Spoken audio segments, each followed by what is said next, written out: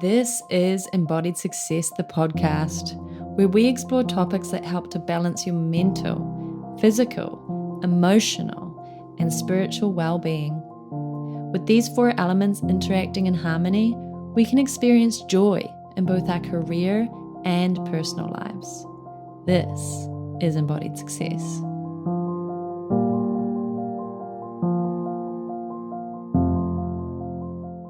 Hello and welcome to Embodied Success, the podcast. This is your host, Sarah Ann Ferguson, somatic practitioner and quantum living mentor. And today we are going to be talking about witness state consciousness. So I was inspired to do this episode on this topic because I'm always in contemplation about the transformation that I've had in the last year and a half after doing somatic therapy. And I've talked about this in another episode, especially the episode on finding your life's purpose. I talk about my story and my transformation journey. And I've described it as my having a spiritual awakening. And I sometimes describe it as having raised my consciousness or have become more enlightened. And lately I've been exploring this idea of witness state consciousness. So if you don't know what witness state consciousness is, it's also known as witness consciousness or the witnessing state.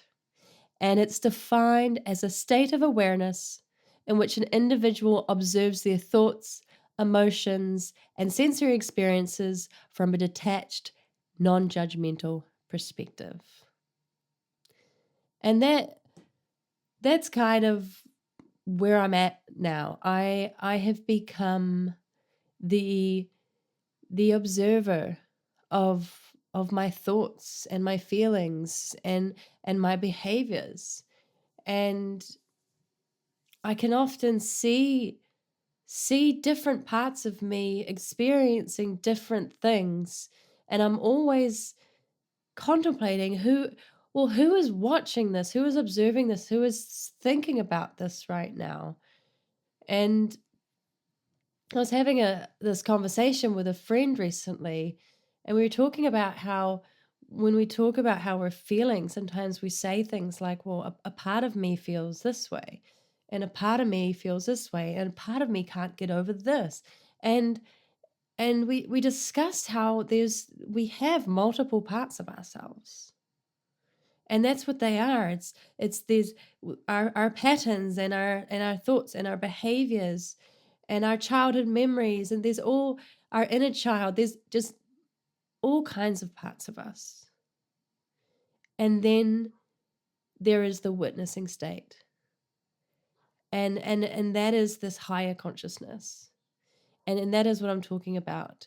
The thing that is witnessing all of this, all of these parts of ourselves, all of these beautiful, colorful, diverse parts of ourselves, is watching it from a non-judgmental and completely detached perspective. And it's a beautiful place to be in. And I'm not saying I'm perfect and I am always in a witnessing state. My emotions can still get the best of me, especially if I'm hormonal or under-rested or, and that's okay. And I've discussed this in another episode on talking about the law of rhythm and balance and how it's okay that we experience the downs because our lives are inherently cyclical. Everything in nature is cyclical. And so it's okay if your emotions do get the best of you at times. But if you're able to see it from a place, a non-judgmental place, if you get caught up, if you're able to step back into the witnessing state and say, oh hang on, this is This is just happening right now, and that's okay. And move through it. Cohabitate with those feelings, those emotions that are rolling through you, and let them be there. Don't repress them. That's how you get energetically blocked, right? By trying to repress these things, these emotions that want to move through you.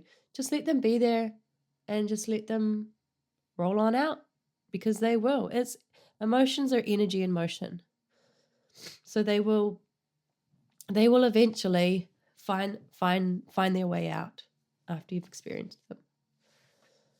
So I'm going to go through, there's 5 key characteristics of the witnessing state. So I'm going to talk about those. And then I'm going to talk about some practices that you can incorporate into your life to cultivate witnessing state consciousness and the benefits of being in witness state consciousness. So the first key characteristic of witness state consciousness is detached observation. And so in this state, you perceive your internal and external experiences without identifying with them. You observe your thoughts, your feelings, and sensations as they arise and pass. So if you can imagine, it's kind of like you're sitting in the audience of a play, and the play is your life, and all the characters in the play are your different your patterns, your behaviors, your emotions, and your thoughts, and whatever else is going on, and you're watching it all. So that's detached observation, because you're not identifying with it, you're just observing it as it unfolds, as the story unfolds. And the next characteristic is non-judgmental awareness. So in this state, you're observing experiences without labeling them good or bad. And this is going to help to reduce emotional reactivity. And it's going to help to promote a sense of peace and calm and composure. And so this is what I was talking about when I was mentioning the law of rhythm in that episode that I did on the law of rhythm. So just witness without saying, oh, that's, I shouldn't feel this way, that's bad to feel this way. It just is how it is. And just let it, don't try and put a label on it, however you're feeling. Just allow it to be.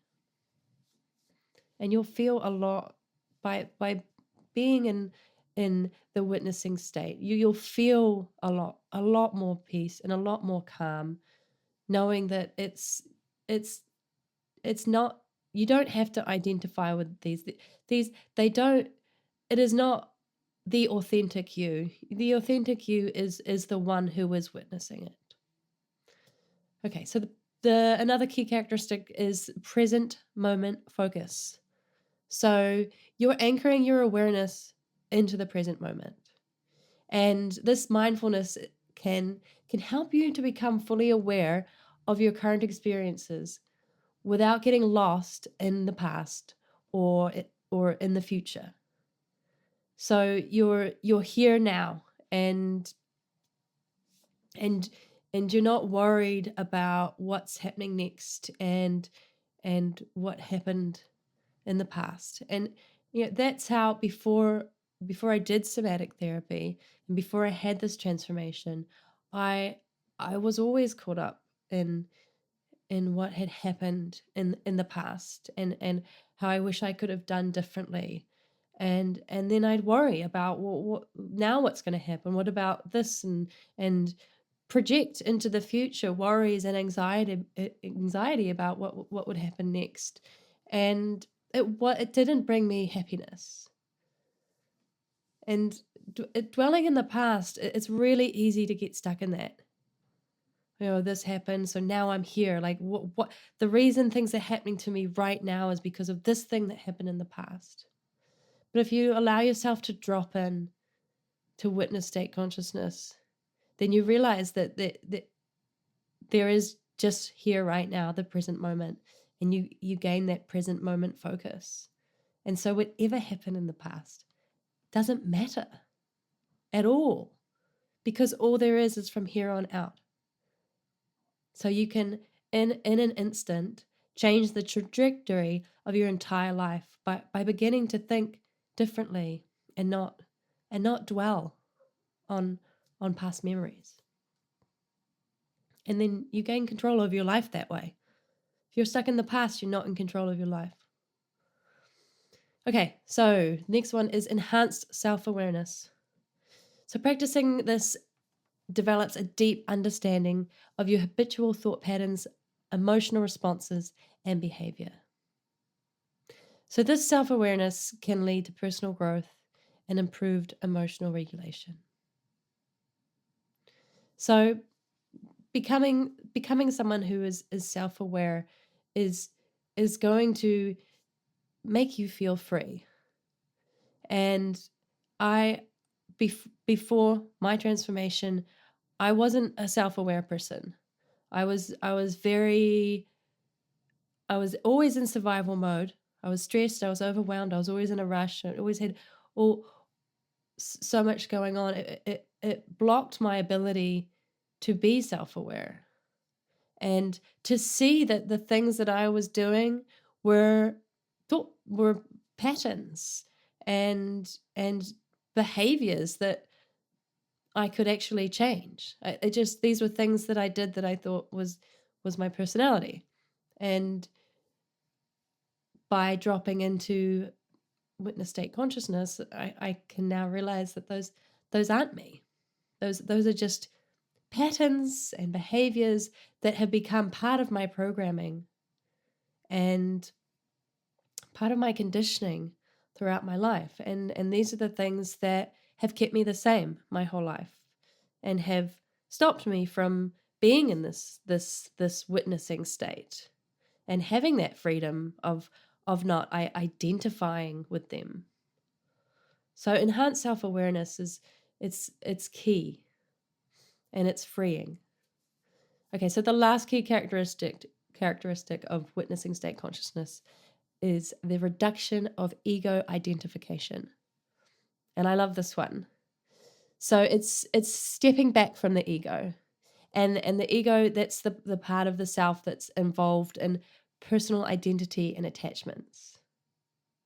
So this detachment is going to lead to a greater sense of unity and connectedness with others in the world. And so this is another thing I've talked about in a previous episode, the one called Alcohol in the Quantum Field. And it's about how the ego takes over when you're unhappy. And it especially takes over after you've had a lot to drink and the chemicals in your brain are changed. And so if you've ever fallen asleep after going out and having drinks and woken up in the middle of the night and had a thought, and it's a negative thought or an anxious thought, and then it loops and you find yourself going around and around and around in the same thought pattern, and you keep coming back to that same negative theme. So that's the ego, and the ego, it gets really loud when you've done that to your brain with alcohol, but it also gets loud when you're not in witness state consciousness. And it's what shows you those patterns and shows you the behaviors. That is your ego. That's your ego programming. And it just wants you to stay the same. It doesn't, its main priority is survival. It doesn't want you to go out and do the crazy thing that's going to improve your life. It wants you to just stay how you are, even if it's uncomfortable. There's that quote where your brain would rather an uncomfortable hell or an unfamiliar a familiar hell than an unfamiliar heaven. So even if it's hell, because it knows it wants it to stay the same. So by reducing this ego, by stepping into witness state consciousness, you are reducing that ego identification, and your higher self slides on in and gets to be the main character. Whereas before, when the ego was loud, it muffles the voice of the higher self, because the higher self speaks very softly and sends signs, and it's subtle. It's all about the subtleties and the subtle body energies. And so when the ego has been quieted down, because you're in witness state consciousness, you start to have a chat with your higher self, and things get really cool when that starts to happen. So those are the key characteristics of witness state consciousness. And so now I'm going to talk about how you can cultivate this witness state consciousness in your life. And one of the best ways to do this, and it's easy because you can do it at home, is meditation. And I know meditation for some people seems hard, because that's how I felt about meditation. Just sitting down and not thinking about anything for however long, that just it felt like too hard.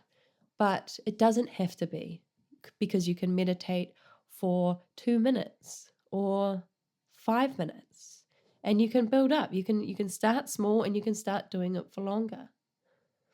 And so by sitting and meditating, you're going to cultivate this witness state consciousness, and it's going to help you to focus your attention and observe thoughts and sensations without attachment. So you're going to see them come in, just like you're in the audience of the play. You're going to see these thoughts, and you're going to feel these sensations, and they're going to come in, and you're not going to attach anything to them, and then they're going to head on out again. And you just watch them come in, and you watch them go. So that's one way. Another way is different mindfulness activities. So this is things like mindful breathing, mindful walking, mindful eating. So you're just doing each of these very simple things that we do every day that we don't realize because we're on autopilot, but we do these, we can become mindful with them. And you're going to bring your awareness to the present moment by and develop the ability to observe experiences without judgment.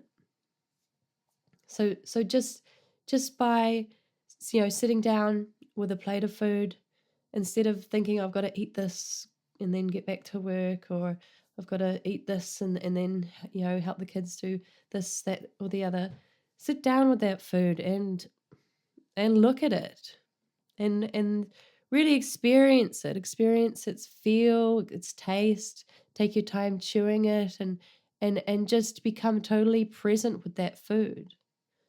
And that's not only going to help to cultivate witness state consciousness, it's also going to really help your digestion as well.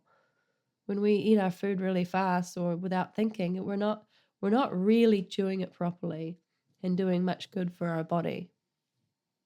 So yeah, just doing some of those regular kind of activities like breathing, walking, and eating, but doing it mindfully, is going to allow you to sit down or slide into that witness state consciousness and become the observer. Okay, so number 3 is journaling. And journaling, I feel, is so underrated. People have this idea of journaling as just being this thing that's too time consuming or too hard or not really for them. But if you think about it, we have thousands and thousands and thousands of thoughts on a daily basis going through our head. But when we actually put pen to paper and start to write down what's in our head, what things we're thinking about, it's going to help us to recognize and understand our thought patterns and our emotional responses. And we're going to find out what's important. The thoughts that we decide to put down on paper, those are what's really coming up. And so it can reveal a lot to you about how you actually feel. and it's going to allow you to cultivate that witness state consciousness. So the next one is somatic practices. And this is somatic practices, somatic therapy. This is what changed the game for me as far as having this transformation and becoming someone who is in a witness state of consciousness. And the somatic therapy I did, it was root cause therapy, but there are other things that you can do as well, things like breath work, or you could do yoga or Pilates or Tai Chi or Qigong, but you have to do them mindfully. You have to be mindful about the breathing and the movement that you're doing, because I've done Pilates for over a decade, and I was always in a rush and never really thought too hard about the exercises I was doing. I would just, go and get them done and then move on to whatever else I had to do in the day. And my teacher always used to growl at me for doing the exercises too fast. She'd say, Sarah, breathe, slow down. I have to really work hard to be mindful in those exercises. So if you're doing something like yoga or Tai Chi or Qigong or Pilates, really sink into that present moment and think about the sensations in your body and and the breathing and the movements, and then you'll find yourself in the witnessing state. Okay, so the last one that I have here, number 5, is contemplative practices. So this could be things like prayer or reflection, and that's going to foster a sense of detachment and observation. And another one that I would add to that is EFT tapping. And EFT tapping really helps you to contemplate what's really going on, because you may start a tapping session by tapping on something that's been happening, that's been bothering you, or an issue that's bothering you, and you begin to tap and you tap through it.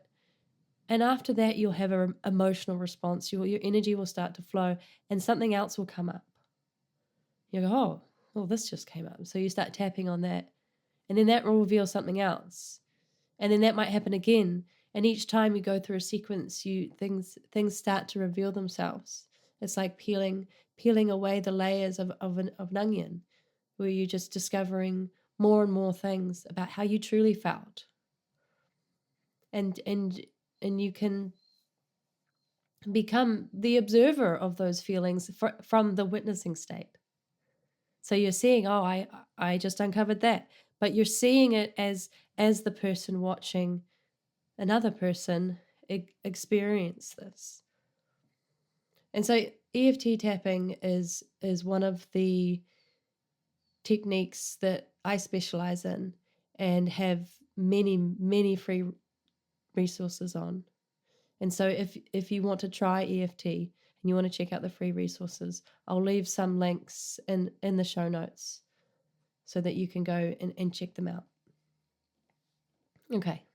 So to finish off, I'm just going to quickly go through the benefits of witness state consciousness. And the first one is emotional regulation. And that's why I even went to see a somatic therapist, was because of my dysregulated nervous system. I was really struggling with my emotions, and was so stressed and overwhelmed and stuck in this survival response of dysregulation that I couldn't. I felt trapped. I couldn't move past it, and I wanted to be a calm person, a calm mother to my children. That was so important. It was my children that made me go and get help in emotional regulation.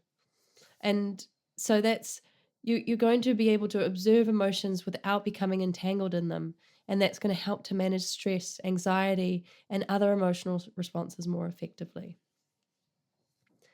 And the second benefit is reduced stress. So by detaching from stressful thoughts and viewing them from a distance, you can experience reduced overall stress levels. And that's what happened to me. Things that used to stress me out, like I said before, like I was always in a rush. And I was always in a rush to things that I didn't have to rush to. Like I'd find myself like all in shambles trying to get to the grocery store. And I have to be like, Sarah, why are you rushing? But now in witnessing, in a witness state consciousness, I don't do that. I'm not those patterns, and that dysregulation is now gone, and I don't feel that need to stress. And I have a lot on my plate. You know, I'm a stay-at-home mum. I still have my previous business, which I'm sort of still running, my retail houseplant business, and I've got this new business, and I'm also studying an array of different things. And so my day is chocker full. My to-do list is never ending, but I'm not stressed about it because I'm in witness state consciousness, and I'm just seeing, you know, that needs to get done, and if that doesn't get done, then that's okay, and I'll get to that when I can. You know, it's there's no need. Stress can be deadly. Stress can cause a lot of health issues, so it's just not worth it. Okay, number 3 is improved relationships. So enhanced self-awareness and emotional regulation can lead to better communication and healthier relationships. And that is exactly what's happened to me. Before this journey and this transformation that I've had, my relationship was very strained. And now, after me doing the work, it feels it's not as hard. And you know, it's kind of the like the Taylor Swift song about it's me, I'm the problem, it's me. I never saw myself as the problem, and I don't think that I was the problem. I think we're both the problem until both people in a relationship do the work. It's it's still going to be hard, but me doing the work, me choosing to do the work, made things a hell of a lot easier. And he's on his own journey of doing his work, but it was incredible to see how doing the work transformed the relationship and improved the relationship. Okay, number 4 is greater clarity and insight.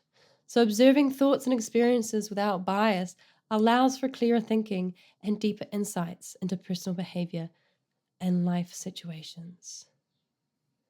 So the clarity is the greatest part. The amount of clarity I have in my life has felt really great.